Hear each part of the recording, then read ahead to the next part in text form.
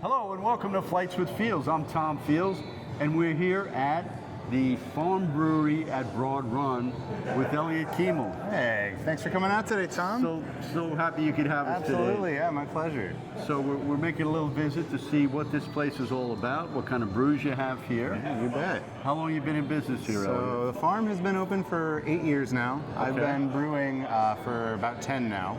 Okay. And you know, I've been at the farm specifically for about 2.5 years. Okay. So what's your kind of flagship beer? Like what do people come we here have for? 2 that we keep on year round, and then everything else I have pretty much creative freedom for rotating through. Okay. Our Broad Run Blonde though is our #1 seller. Very easy drinking, classic American blonde ale. Okay. And then we have another flagship. It's a West Coast IPA we call Tangerine IPA. Oh, okay. So like 6-7%, somewhere around there. Okay. Very easy drinking for a West Coast IPA. Has a little bit of that bitterness, but a lot of that nice citrus flavor as well. Yeah, I think I may have had that. I was here a while back, a year or two. You've had it for a while, Yeah, right? absolutely. Yeah, it's flagship. It's on Yeah, maybe we can try that today. Yeah, certainly. So our plan is to have a flight or two with Elliot and sample, you know, what you've got going on. But before we do that, let's talk a little bit about the facility. For here. sure, yeah. So, first of all, this is a wonderful place.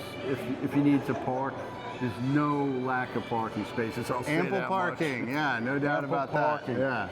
Yeah. And one of the things that catches your eye as you come in here is there's a big pond out back. It's a little austere in the wintertime. Yeah. Now it's December, You know, but it I is would a imagine- stocks pond. We invite people to come out, bring their rods, Oh, really? and you know, catch and release. But Okay. yeah, No we do have license people take us. required? No license required. Oh, It's isn't private that a property. nice little extra feature? That's great. Yeah, But yeah. you can't take the fish home. No, yeah, Okay. I would need the fish out of there anyways. All right. So we have a pond with fish. We have lots of parking. I see you've got some fire pits around. Fire pits, yeah. And that building out there, what is that called? So outside we have the pavilion. It's Okay. an outside bar. We also double that as a rental space. You can Okay. rent half the pavilion, have the bar open, or you can rent out the whole thing and have a private bar. Oh, nice. We have kind of a little further out in the field, the axe barn. Out there, axe throwing year-round, heated lanes for the winter time. So let me get this straight, Elliot. We're drinking beer and throwing axes. Oh, you know it. Safety first. Everybody has to sign a waiver. Yes. Any fingers lost will be at your own, Yes, expense. indeed. Yeah. Well, that's great. And it seems like, did I see a playground here also? We have a playground for the kiddos with swings, jungle gyms, monkey bars. Great. It's great. I have a couple little kids of my own. They love it out here. Get them running around out there. So- keep the kids kind of in that zone too to allow the grown-ups. So it's kid-friendly, fishing-friendly, axe throwing friendly. How about pets? Do people bring dogs here? Absolutely. We have Cats? I've never seen a cat. I've never seen a cat. One person did ride a horse here once, which Oh, was wow. pretty cool. Okay, But, you were around the country a little yeah, bit. we are a little bit in the sticks, so you know we have that. But yeah, very dog friendly. A lot of outdoor space. We do ask that dogs be on leash. But we have, pet waste pickup spots and stuff like that too. So Okay. So along with the delicious brews we're going to try in a minute, you also have food trucks, or you have food that you prepare we here? operate 2 kitchens here. Out of the brew barn, which is the building that we're in, we have a small kitchen that does pizzas, wings, your basic bar foods, tenders, fries, stuff like that. And then we do have a more from scratch kitchen that we operate out of a food truck that's outside. The hours on that are a little different than the indoor kitchen. Check the website, but the indoor kitchen is open whenever we're open. Okay, and you also host corporate events, or Absolutely, if a family private wants events. to get a few we have- tables for a wedding kind of thing or whatever. Yeah, receptions, bridal showers, all kinds of events. We've had kids' birthday parties. I've never seen a bar mitzvah yet, but it's not out of the question. We have a bunch of small, various size rental spaces, ranging from you can do a full property buyout if you're doing a big corporate thing. But even if it's something small, we have some 20 person areas. 40-person areas, so very event friendly here as well. And one thing I like is we're very close to the beer itself. So here's the tanks over here. If we can get our videographer. Yeah, so show us real quick. Yeah, and we can do a little walk through the brewery here in a little while if you guys want to as well. I'll point out a couple of things about the brew house and stuff like that. Okay, I'd love to do that. That would be great. Sweet, yeah. But in the meantime, I'm getting a little dry. As am I. Yeah. Maybe we should retire to the head over to the bar and area. Get a little flight action going. Let's do that. So yeah, let me go behind the bar. I will select a couple of beers. I'll have one of our bartenders help us bring those out. How are we doing? Doing great. How many per flight? 4 or 5? 4 per flight. 4 per flight. Nice even number. Barrels. 4 ounces? 4 ounce pours, yes indeed. 4 times 4 is 16, so that's a pint. You can have a whole flight of beer and it's only like a single pint. Let's go over to the sampling table here. Right here, good? Yeah. All right. I'll grab the Grinch berry to wrap us off too with our first flight. Let me actually turn this one around so we get the full effect for the camera. Yeah, we'll go our right to left here on that one. And I'll go left to right. I poured them. Just go like that. I'm getting dizzy, Elliot. Yeah, me too. It doesn't take much. I'll get that Grinch berry too. It's green, so. All right. Oh wow, look at that. Some color for our contrast for our color here. Okay, where do you suggest we begin, Brewmaster? We're going to start with the Broad Run Blonde here. It's on the right. It's on your right. Cheers. Salud. Santé. Merry Christmas. Merry Christmas. So that's the blonde. Is that a lager? The blonde is an ale. An ale. It is very similar to an American lager. It's just made with ale yeast. So the blonde ale is kind of craft beer's response to the macro American lager. They were, popularized in the 80s, 90s with that first boom of craft brewing. But it's a style that we've embraced here. It's quick and easy to turn around, and people love to drink it. It's and what are the grains in this? It's all Pilsner malt with a hint of wheat just to thin out the body a little bit. I thought I picked up on the wheat. Yeah, it thins it out a little bit. Gives it. Oh, that's very nice. Mouthfeel. Well, I don't want to fill up on the first one. Yeah. So this had a lovely head on it. What is this? This one is our West Coast IPA. So this is the Tippa. Tangerine IPA I mentioned. The other...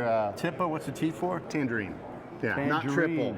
That's a common question we get. We call it Tippa, like colloquially, because it's easier to say than Tangerine IPA. I gotcha.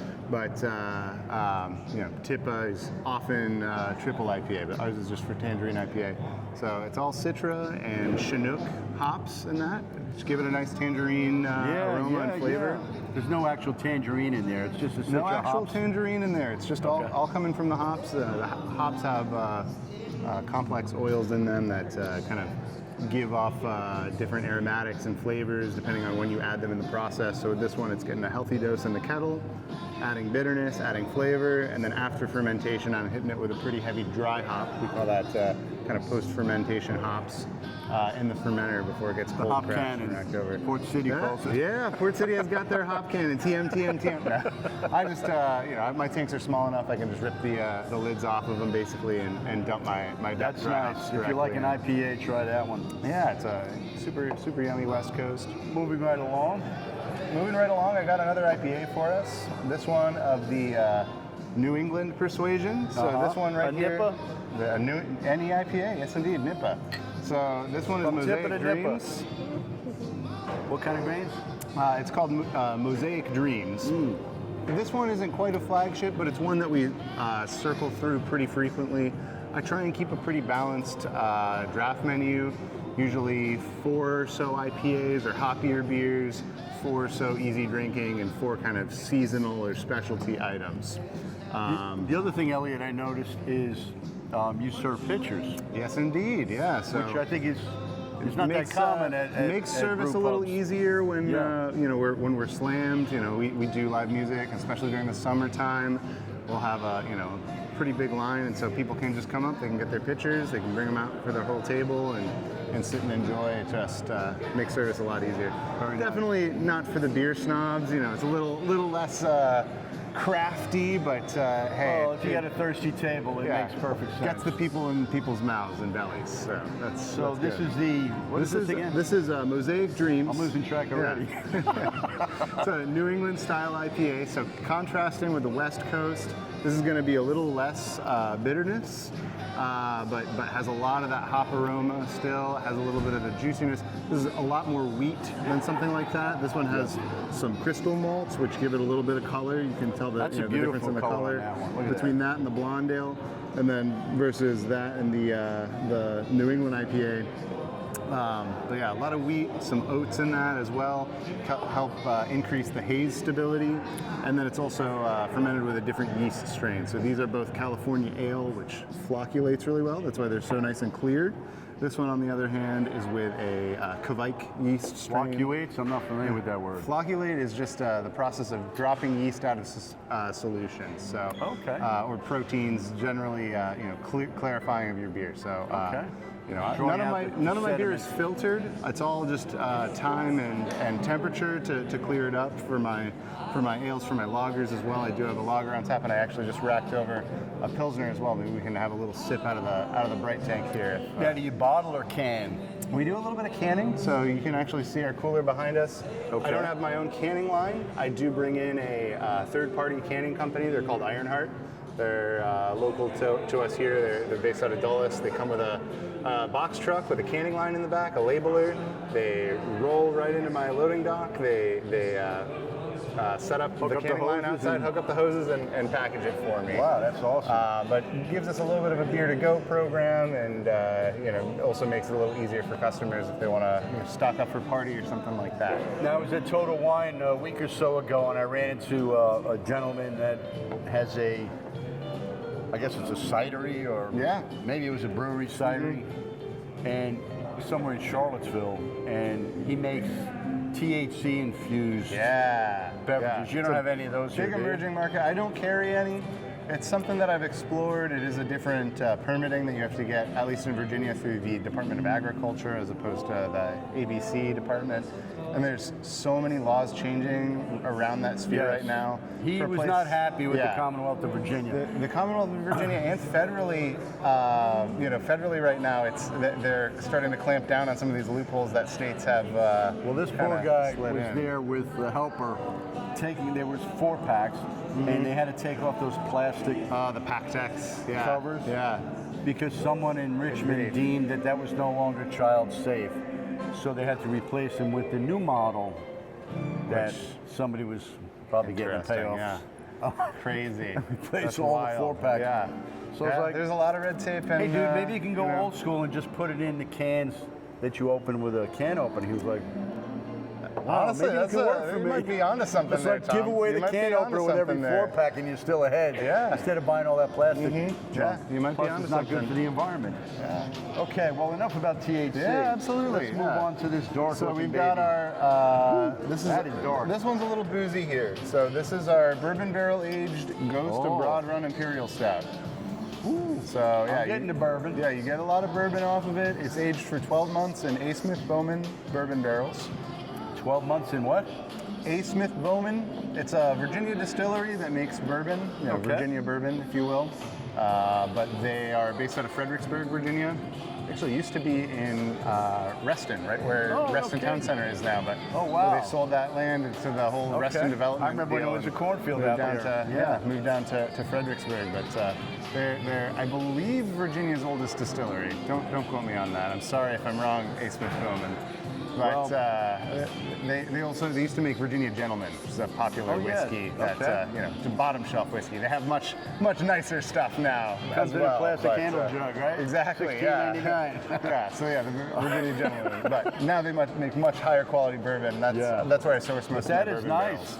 That would pair nicely with a cigar. Absolutely, a cigar. Speaking of cigars, are you cigar friendly here? We do have a smoking area. We do ask that customers, guests keep that, and we have a special gazebo for it that's off to the side. So we are smoking friendly. Sometimes people will light up a cigar by a fire pit or something like that. If nobody else is around, they're not bothering anybody. we generally don't have to say anything. Don't encourage that. Yeah, don't encourage it, but it happens sometimes, and that's all right. As long as that would it's go not nice too busy, with a stogie. Absolutely, yeah, nice I cigar. might bring a growler home with me. You do growlers? We do, yeah. So we have and growlers. Growlers and growlers. For the uninitiated, can you tell us the difference? You bet. Yeah. So growler with a C. That's a 32-ounce single-use can. They're aluminum cans.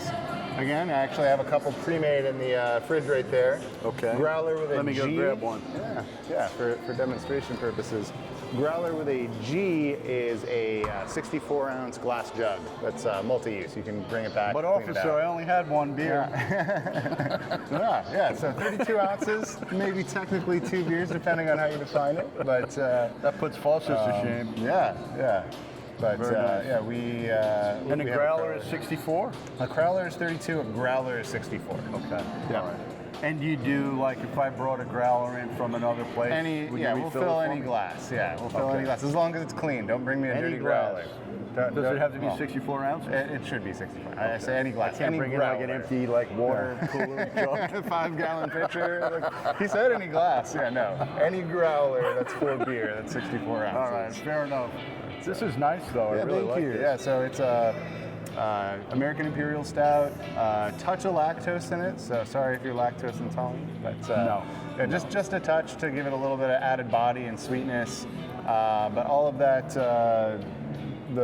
Stouts are generally a little bit lower in ABV, right? What is the ABV on this? Typically, so this is an Imperial Stout. So it's there's 9% going into the barrel. It sits in the barrel. Barrel's wood. Wood is porous. It has bourbon in it for 8 years, holding it. Bourbon. Yeah, and then that kind of gets absorbed in the beer. So the rule of thumb is maybe another 0.5 to 1% that it picks up from the barrel. So I have it on the menu at 10% because it does pick up some booziness from the barrel over a year. Well, I got to say, Elliot, it sounds like you know your stuff. Well, I've been doing this for a little while. Did you go to brewing school? I did how does not. that work? School of Hard Knocks, I guess. I've been brewing for about 10 years. Right. I've had some fantastic mentors in this industry, and a lot of it is on-the-job training. My background, I have an English degree, so what do you do with a BA in English? Go brew Come beer. And make beer, yeah. Write poetry. Brewers have a very diverse background. It's something that you do only if you really love beer. You really have to love beer to dive in and brew. Well, that's why I started this Flights with Fields channel. Yeah, you get a little bit of that as well. I figured, and you have the honor of being our first place. I'm so honored. Our first visit. That's pretty cool. And to be fair, I have a connection to Elliot. He and my son went to school together. Yeah, Kevin and I were high school buddies. Some people may or may not know this, but Elliot was quite the singer back in the day. Ah, yes. Madrigals and Men's Chorale. And the Men's Chorale for Annandale High School. Yes, indeed. You guys performed at Kennedy Center. National Cathedral. What's the one up in Silver Spring? The Mormon Temple. No, not the Mormon Temple. We did perform there too. You were at the National Cathedral, I know that. We did perform at the National Cathedral. Now, what's the big music place up there? Strathmore. Yeah. Strathmore. Yeah. A lot of pretty cool accolades. Our high school choir director is very well connected and got us into a lot of Dixon. places. Yeah, I hope you're happy wherever you are. I think she's still with us. I hope you're watching. Oh, absolutely. Last time I heard she was out in the Plains, Virginia, I believe. Yeah, she was so Miss Dixon, at the Episcopal Church. This is for you. Yeah, cheers, Miss Dixon. Carlene. Okay, the Mean Greenie awaits us. Greenie here. Let me put this back so it doesn't spoil. You bet. Yep. Yeah. Last but certainly not least, and we can try a few more. I have a lager on that I'd like you to try as well. Oh yeah, sure. We'll go back and we'll get a little a Zwickel pour out of the bright tank too. But so this one here, Grinch Berry. This one was a happy little accident. Green I on would that say. One.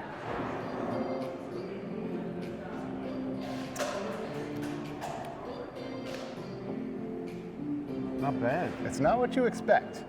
Jingle bells all the way. Yeah. With this one, I brewed it 3 months ago. I was going for a blueberry wheat beer. I have a wheat beer that we keep on kind of during the summertime. We call it Field Trip. It's a classic American wheat ale.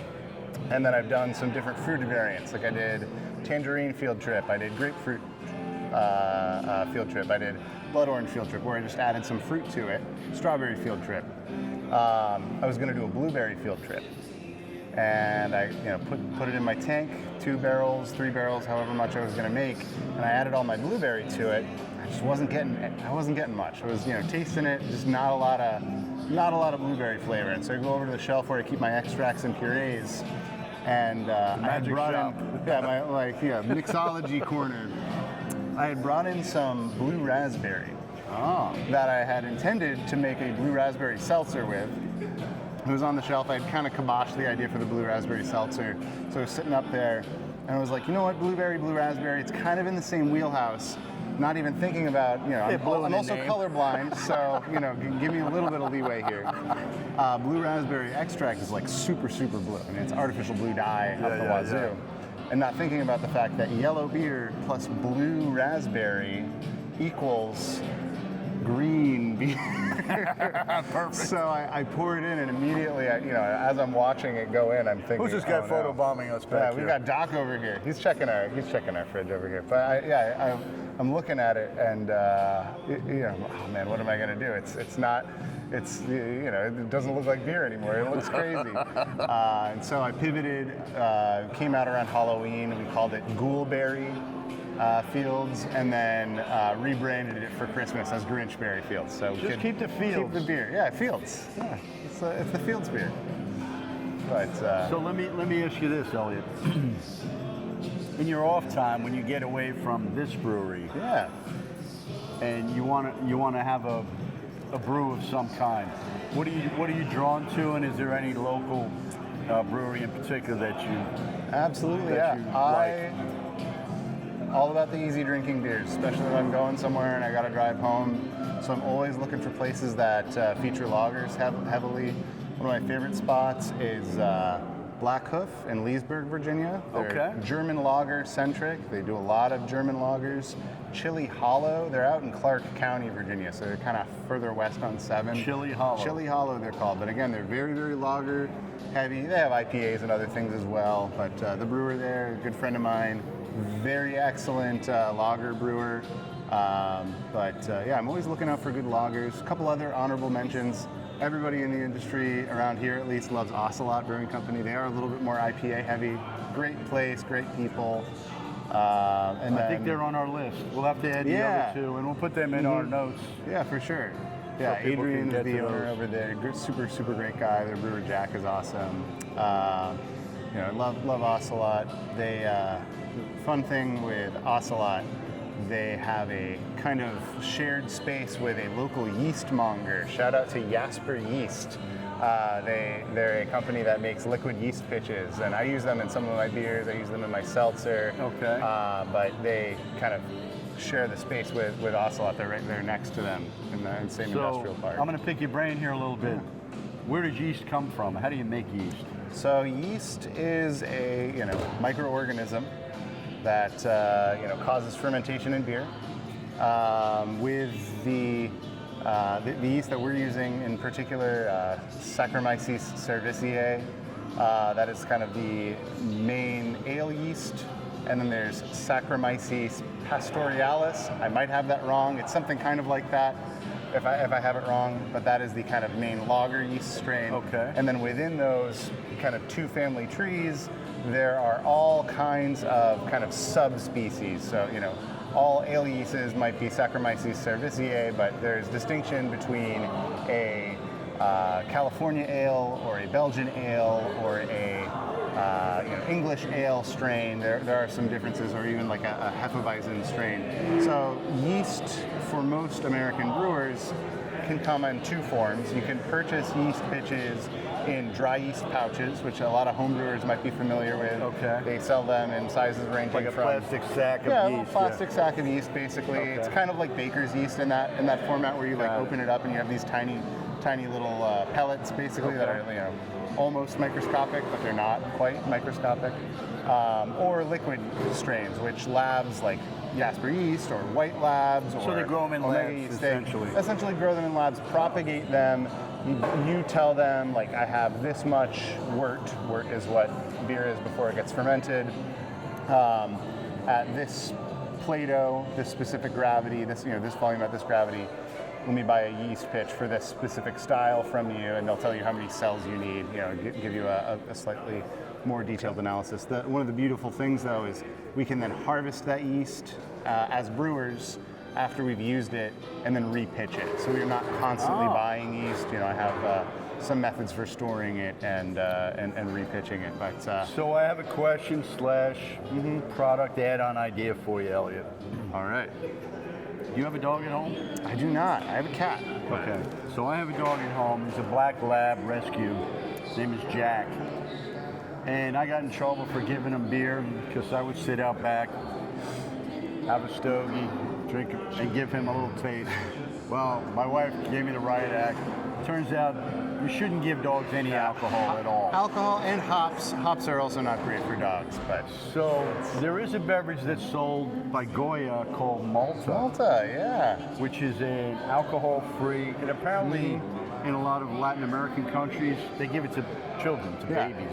Because there's something in the malt that they really like, and it calms them down. It's very sweet. It's almost like a Sweet. cola. Yeah. And they have a light version also, which I've been trying to find. So I'm wondering, like in the summertime when the dogs are here and their owners are enjoying dog a nice beer. beverage, to serve up a dog beer. There we go. Yeah, that's something to look Bow into. Wow Brew, if you will. Yeah. You heard it here first. There are companies that do special drinks for dogs in cans. One of the challenges with all non-alcoholic things is going to go back to bureaucracy and licensing. So I have a license to manufacture beer, which is alcoholic. Alcohol is a preservative. It makes it a little bit easier to preserve things, whereas non-alcoholic things don't have that as a preservative in them, and so they are harder to store, serve, and also gather licensing to manufacture. But Well, I'm glad we went down this path because there is a my son, company. he doesn't drink beer anymore, so he likes the NAs. Do you have any NAs that you do? We do offer non-alcoholic beers. We have some from. You don't make any, though. We don't make them. So, and again, the reasoning that we don't make them, I could on my permit make and manufacture a non-alcoholic beer. It's very challenging to do so in a way that you're actually going to guarantee that it is in fact non-alcoholic. And then from there, we talked a little bit about how I have a company come and do my canning for me. There's a reason that you very rarely see non-alcoholic beer on tap. It's because serving it on draft, you have the added risk of contamination from your draft lines. Okay. So as soon as the beer leaves the keg, you are opening it up to potential contamination in the lines, and then either re-fermentation or even potentially getting somebody sick. That's why you so often, even at a high volume bar, if they have a non-alcoholic beer, it'll be in a bottle or a can. That makes perfect sense. Because you can control that environment for the beer to live in. So, and I don't have my own packaging line, so it's kind of my own. And we can bring it in. We bring in Kit. Kit is the brand of non-alcoholic beer that we bring in. Okay. We have a non-alcoholic IPA and a non-alcoholic blonde ale. It works really well for My us. son likes the Athletic. Yes, very Athletic is popular great. brand. Yeah. While we're on that topic, I had another thought. Did it leave me? I don't know. I'm not quite sure. Yes, it left me. I'm sorry. I hope I'm sure it'll come back. Yeah. If you want, we can. I think I need a little more Grinchberry. Yeah, there you go. A little more wet in your whistle. It might have been the bourbon barrel ale. Yeah, that'll got me off definitely track. do it to you. We were talking about dog beer, NAs, Packaging challenges. packaging. Yeah. It may come back to me. If you want, we can walk and talk for a little bit. I'll grab us a couple. I'll probably use a plastic cup for us to taste out of the fermenter, just so we're not carrying Okay, that's that fine. into the cellar. Do I get to pick something, or you want to pick something out? Why don't I grab us a little taste of the American lager, and then we'll walk and we'll get some of the Pilsner out of the tank. That'd be perfect. Thank you. Our Farmweiser. I love the head on that. Look at that. Oh yeah, it's fantastic. So little tongue-in-cheek with the Farmweiser, nod to our probably our biggest competitor out there, Anheuser-Busch with their Budweiser. But That's Farm Weisse, I think is how you pronounce it. yes, we're bringing our German friends around. But Farmweiser. But this is I know what I was going to ask you. Yeah. The brain is an amazing organ, isn't it? Every now and then it tricks back in. I had the opportunity to go to Victory Brewing up in Pennsylvania. Oh, very nice. In Yeah. Darningtown, PA, I think is the name of the town. Wonderful place. I mean, it's about as big as this. I had the privilege of taking my mom and dad there, who were living in a senior facility nearby, and we went out for a little day trip driving around. And I have a nose for finding places. Yeah. It's like, let's go find a place where we can eat. And we're like in this little old towny feeling place, and I'm like, okay, there's the train depot. There's always good restaurants By the train station. by yeah. the train station, or like ice cream parlors or whatever. So I go around the corner, and then I see the sign, Victory Brewing. I'm like, Perfect. Mom and Dad, I hope you don't mind. I'm gonna run in here for a minute. It was a hot day, it was like 100 degrees. You guys can stay in the car. Dad's like, I'll stay in the car. Mom's like, I'll stay in the car. I say, all right, let me run in. I run in, and it's a big, like, restaurant, but it's also the giant ass Production brewery. facility, yeah. And they have a big merch store and everything. Yeah, Which yeah. we're talking, don't let me forget about your merch. Oh, yeah. So I go, Mom, Dad, this is where we're gonna eat. So we got out of the car. We And went have in, a seat, yeah. Have some and beer. One of the nice things they had there was cask ale Ah, yes. that you pump up. If you've never had cask ale of any kind and you find it, please try it. It is a beautiful thing. It's a different thing. It's a dying art in this country It's too. kind of still like common in the UK. eating a fish that just was caught that morning versus something that came out of a freezer. Yeah. It's like a totally different beverage to me. So cask ale, generally you're talking, it's served out of what's called a firkin instead of a keg, which is a small, typically they're smaller. So they come in stainless vessels as well. I think traditionally it was a wooden cask though. But Big ass barrel. Yeah, they're generally speaking less carbonated though than your standard draft beer, and served warmer. So it works really well for some more traditional English styles, things like that. Mild, bitter. Even pale ales are great on cask. Barley wines are the best on cask. There's a brewery that sadly closed down 6 years ago, maybe now. Mad Fox Brewing Company. It was in Falls Church, Virginia. Yeah. They were known for their cask ale. Oh yeah, they've been gone for a while. Solace is in that space now. Okay. So Solace has an I've been to outpost that there. place. I was not that impressed, to be honest with you. Oh man, I loved Mad Fox when they were open. Yes. Their beers were like. I went there once or twice, I think. Yeah, they made some solid ales. They told me I had a good time. Yeah, they were the place in Northern Virginia for cask ale when they were open. Now, Dynasty Brewing is one of the only ones locally that I know that still does that. Now, where is that? Dynasty, they just closed their Ashburn location, but they still have a location in Leesburg. I know someone who lives out that way. Yeah, so Dynasty, and then Crooked Run, which is in Sterling. They occasionally, and they also have a Leesburg tap room, but they will occasionally do cask ales, which is pretty cool. We're thinking of stopping up at Blue Rhino. Oh, Lost Rhino, yeah. Lost Rhino. Lost Sorry, Rhino. where'd I get Blue Rhino from? Yeah. Blue Toad Cider. There's Blue, I'm thinking of adjective bovine Blue mammal. Rhino, I mean, there's big Red blue- Bull, there's big Lost blue Rhino. creature. Yeah, there used to be Old Ox. Old Ox. Yeah. All these, bovine All mammals, those man. connective tissues out there. So anyway, Lost Rhino Brewing is not too far from where our lovely videographer lives. Oh, very nice. So we might save her a big long trip down here to Broad Where Run. are we actually? So we are in Broad Run, Virginia, which is Is it Manassas or not Manassas? No, it is not Manassas. It's a jurisdiction of its own. So we're right by the Bull Run mountain range here, just sort of off of 66. But Broad Run is like. Is it a jurisdiction? It is a jurisdiction. It's not a political jurisdiction because it spans Prince William County and Fauquier County. Okay. Watch how you say that now. Yeah. Hey, the old Busthead used to sell a shirt that said "Live here, eat here, fuck here," which was a great slogan for a brewery. I've been to Old Buckhead, and I can recommend it. That's a great spot. That's another great spot. Yeah. But so we are in Broad Run, Virginia. It's kind of just off of Route 66, just outside of Haymarket as well. But So if you're out for a drive in the country, or to see the leaves, or to enjoy the summer in Virginia, my wife and I actually came through like early fall. You weren't here that day. It happened to be a Sunday. You were home watching football probably. but we were on our way to Sky Meadows Park, which is like 20 minutes from here. Yeah. So like, you know what? Big Let's nature stop in conservancy out Elliot's there. Brewery on the way, and I can kind of scope it out. I took Yeah. a few pictures and stuff, Nice. and I was like, okay, this will work with Flights with Fields. Yeah. And then we continued on to Sky Meadows. So on that note, what else is there around here that draws people to this area? There's a lot around here. So we are right by Leopold's Preserve, like less than a mile away. It's a big nature preserve. Oh, okay. It's kind of a historic wetland area, which is, you know, preservation that's trying to preserve what, you know, the Virginia topography would have been like, you know, prior to colonial influence. So it is like kind of a marshy wetlands with some wooded areas.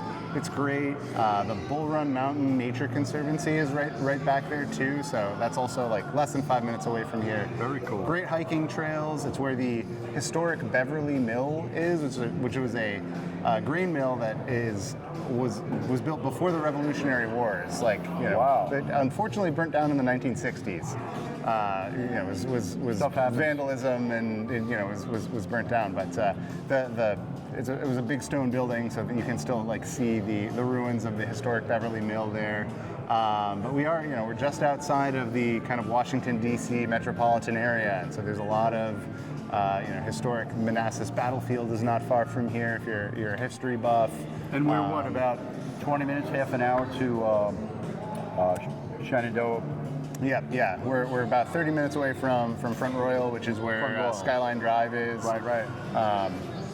So yeah, kind of right in the middle of a lot of beautiful for nature. Canoers, kayakers. Yeah. No Front doubt. Royal, I think, bills itself as like the canoe center of the Northeast No way. or something. I don't Yeah. think I knew that, but that's cool. Yeah, and I just saw them on a list of good places to live. Yeah. So, well, Elliot, were we going to take a Cool, yeah, little let's walk and around? talk. Yeah, I'll bring us a couple of sample cups too, so we can pull a sample out of one of the bright tanks. Oh, right. Sounds good. You have your hat. I had to get mine. Yeah.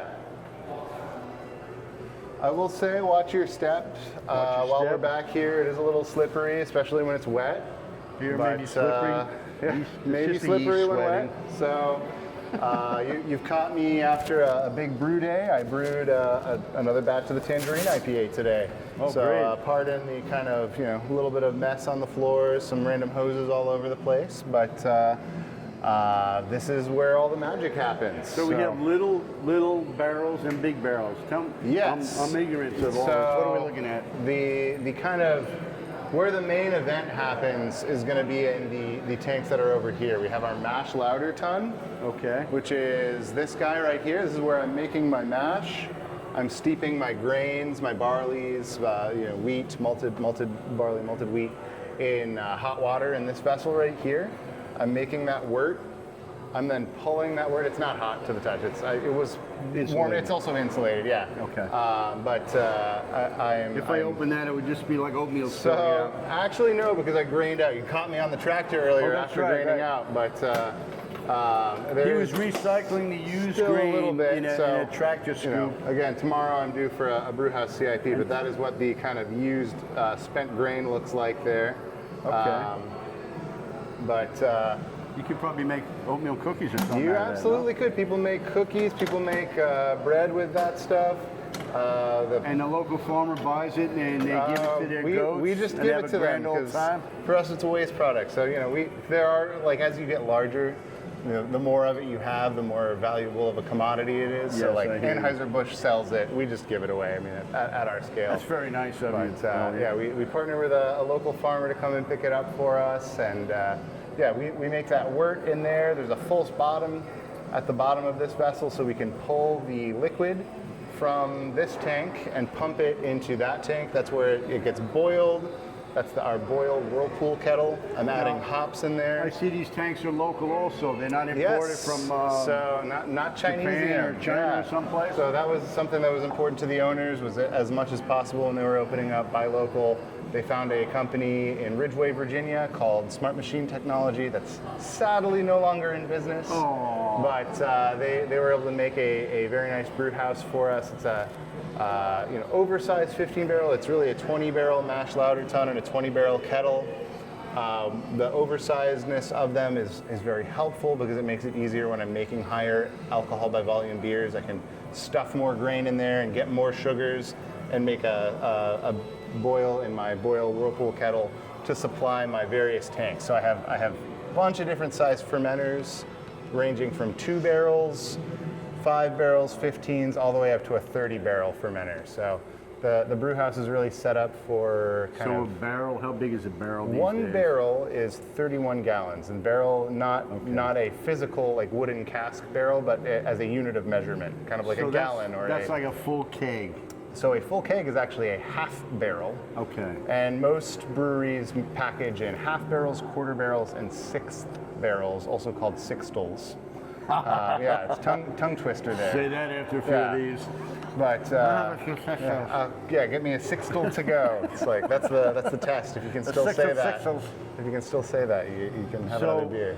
But a lot of breweries put stuff in their brew, whether it's cinnamon sticks or bananas or banana peels or raspberries adjuncts or whatever. and things like that. Yeah. So does the actual like fruit go in and like? So it depends. Some brewers do, and like it is pretty traditional to even use like citrus peel and stuff like that on the hot side. So if you're adding orange peel or something like that, to a Belgian wit beer, or you can steep cinnamon in your kettle on the hot side. We call the boil kettle the mashed on the hot side.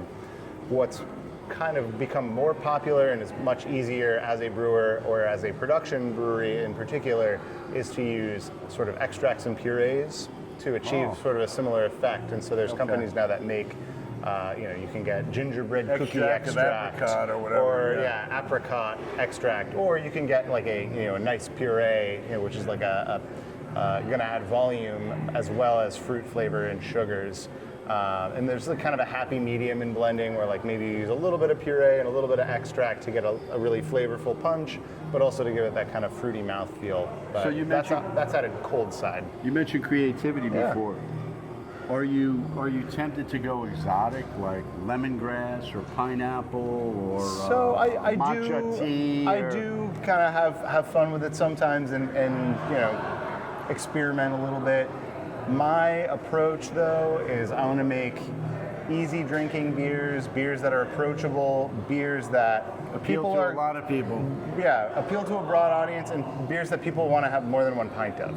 Because we're in the business of selling our beer. At the end of the day, I want somebody to come in. I don't want to have a board that's full of 8%, 9% beers because they're going to have 1, 2, and then be done. I want to have a bunch of 4, 5, 6% stuff that people can have, 2, 3 pints of and still feel comfortable, getting home safe afterwards. So, I do experiment. I do have a smaller pilot system. It's my 2-barrel down there where I kind of can get weird and play around a little bit. Yeah, so I do have the pilot system down there. That's just another mash tun and kettle whirlpool. But I know what you're saying. My dad used to own a liquor store, and I would ask him, I'm like, Dad, like, you like, how come you don't diversify more? You have, he's like, I know what people like. Yeah. Like, I'm not going to buy 6 bottles of some obscure bourbon or something that is $80 a bottle that maybe one person in the neighborhood is going to buy once a year. Yeah. They're going to come in here looking for their Seagram 7 or their Jack Daniels or whatever, and that's what I stock. So I get you there, man. Yeah. And that makes perfect sense, You got to feed the market. Yeah, feed the masses, feed the market, and I'm also brewing the beers that I like to drink too at the end of the day, which is approachable stuff. So I want to know the Brewmaster secret. Like when you come back here, you're like, I'm gonna go check the barrels. You bring your little tasting mug. You're like, is there like a way to like? Yeah, so on these fermenters, and we'll taste one in out of the bright in the walk-in. So we'll head outside. We'll go into our cold box. So my entire fermentation cellar, all of my fermenters, I have doubled as serving tanks in my big cold box out back. So a serving tank is basically a tank that's slightly different geometry from these. These are conical fermenters. Yes. The bright tanks are going to be, just a standard sort of like this shape, like a round bottom. But that makes it so that I can A BAB, a big ass barrel. Yeah, big ass barrel. So BBL. Oh, we lost Santa's balls here. Can't lose Santa's balls. Mrs. Claus would get rather upset. Jingle bells, jingle bells. So this is the working area here. Look at this. Holy mackerel. Is this where people pick up their shipments to go to sell outside of here? So we don't do any distribution. We Okay. sell exclusively on premise. Okay. We've looked at exploring it, but distribution, your margins are so much smaller than what you can get for selling your beer on premise. So Do you like, are you guest hosted anywhere? Like, yeah, like we sell all of the beer that I make back there, right through the bars here. I don't send any out to distro. It's all served on premise, which Okay. we have explored doing a little bit of it, and it's possible that we might add some on at some point. But I'll at give this you point, a place you might be interested that does like guest kegs. yeah, So you go have and drum up takeovers there. and stuff. Yeah, Yeah. absolutely. Westover Beer Garden, you ever been there? No, I haven't.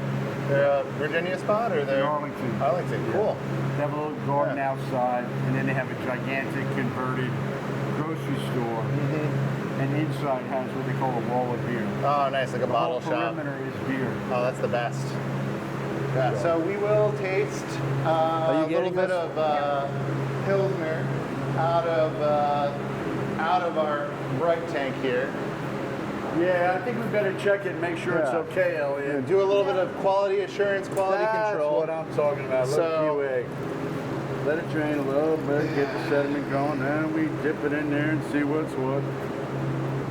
So this is unfiltered Pilsner. It's going to sit for a couple more days before we put it on tap to clear up a little bit now that it's in the bright tank. You're getting a behind the curtain look here, Tom.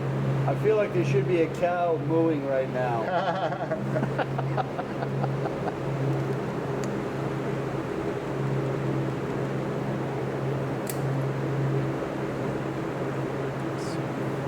So yeah, like I said, That's it's mother's milk right there, baby. unfiltered, but still tasting delicious. A little bit of hop aromatics there. It's all German hops, so it's more of a Bavarian Pilsner. But That's a little spicy. I like it. It's got yeah, that's a good description for the Hallertau Middle Fruit. little Yeah, twist. where there's just a little bit of that kind of vegetal, little spice. But yeah, it's all German noble hops. And Swan Pilsner malt, which is a maltster out of the Netherlands that I like to get some specialty Pilsner from. You know, I went to a brewery out in Arizona one time, and it was Arizona or California, I can't remember. I think it was Arizona, and they make chili beer. Oh, very nice. And basically, it's it's an ale, but every bottle has a chili pepper in it. Oh, that's pretty cool. And they just make the regular ale, then they drop the chili pepper in and put the cap on. Yeah. And let it sit for a while, and then they That's sell awesome. it. And it has a nice little zip Little to fiery it. kick to it. Yeah, I do make one chili beer a year here, at least one. I call it Chupacabra. Oh! It's a Mexican hot chocolate inspired stout variant. So you had the Ghost of Broad Run, or the barrel aged Ghost. You also tried the Ghost of Christmas Past, which is the Christmas variant. But I do a chili pepper, cinnamon, and cocoa nib variant of it every year Have too. you had a chance, they don't make it anymore, but to try Stone Chocoveza? Yes, I have had that. Oh my God, I wish they'd bring that back. Yeah, that's a good one. That was so good, based on a Mexican hot chocolate. Yeah. So very similar. Yeah, inspired by the same, I'd say. But That was one of my favorites, man. I loaded up on that, and then they stopped making it. yeah. And then I think they brought it back last year or the year before as a, One-off back by popular specialty. demand, Yeah. like a seasonal thing at Christmas time. and Yeah. that was it. But that's not bad, man. Cheers, Ed. Thank you. Yeah, it'll go on tap Wow, next week. that's mother's milk. That is delicious. Fresh from the source too. Oh, beautiful.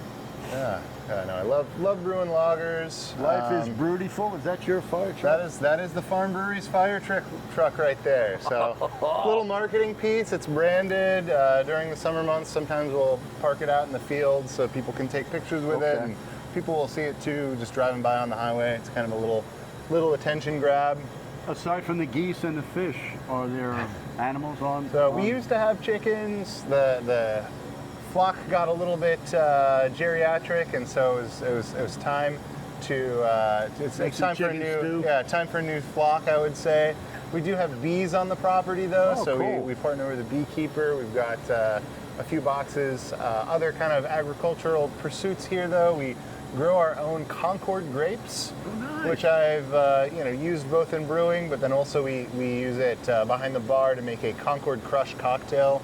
So when we harvest it, we press it, we get the juice. It's this delicious, sweet, fresh. So how do you use Concord grapes in brewing? I have to know this. So I've not used it in beer, but I have used it to flavor a seltzer before. So I did a Concord flavored seltzer with the Concord juice, and it was kind of a grapey seltzer. So you mentioned seltzer and wine. We already talked about the NA. Yeah. A lot of headaches with that. Yeah. Do you do wine here, or do you bring it in? We do bring in wine as well as cider. So we don't have a winery permit, but we bring in. We partner with a local producer for our cider, Cobbler Mountain. Why don't we move away from that compressor? The chillers and things like that are gonna peak on our audio here. But yeah, we do bring in cider as well as wine. So we have that. We make our own wine slushies as well. And So what's a wine slushie? a wine slushie is Santa wine. has to know. Yeah, Santa has to know. So wine mixed with Crushed ice? some water, then it goes into a slushy machine. Okay. And there's like some slushy mix that they add to it then too to give it a little bit of sweetness. We have red and white wine slushies. I could just picture a hot summer day. Oh my gosh, yeah, the wine slushies. Mom comes out here with 3 or 4 little rugrats running around. Yeah. They get sent off to the playground. Gotta have a wine slushie. And mommy gets a nice wine slushie just to we enjoy the environment. We sell a lot of wine slushies. We also have a full liquor bar though too. So we have a cocktail program. Yeah. Oh wow. We have a restaurant permit. So I don't know if I just thought for a second that We're all good. We'll go back here. I just vibrated in my pocket, but yeah, we have a full liquor program as well. We have a cocktail list. We try and use premium spirits, and we kind of rotate through what our different cocktails are seasonally. But I was at a Virginia ABC store a couple of days ago, and I don't know if you all heard about the story of the raccoon that got loose in the Virginia Commonwealth ABC of store. Virginia ABC store down in, was it Hampton Road somewhere or Charlottesville? But anyway, he got in there and he started knocking bottles over and lapping up the liquor. And they found the raccoon. Passed out drunk in the restroom, laid out. They have a picture of him laid out flat on the floor. So they called animal control. They took him in. They let him sleep it off for a day. Then they let him loose in the wild. But to their credit, Virginia ABC now has the raccoon recommendations. That's so funny. And they have a whole bunch of different liquors and things that the raccoon recommends. Oh my gosh. So, well, Elliot, I've enjoyed our time here. Yeah, thank you, Tom. Thanks for coming out today. Thanks for having us. Absolutely. Farm Brewery at Broad Run, John Marshall Highway, right off Route 66. We're, what, about half an hour from D.C. maybe? Yeah, 45 minutes. 45 minutes from D.C., just past Manassas. Once you get here, you're halfway to Front Royal. You can go out there and look at the trees or the mountains. The Blue Ridge. The Blue Ridge Trail. Bring your canoe, bring your kayak, bring your kids, bring your dog. Maybe we'll have a dog brew by then. There we go. Cheers, everybody. Thanks for visiting with Flights with Fields.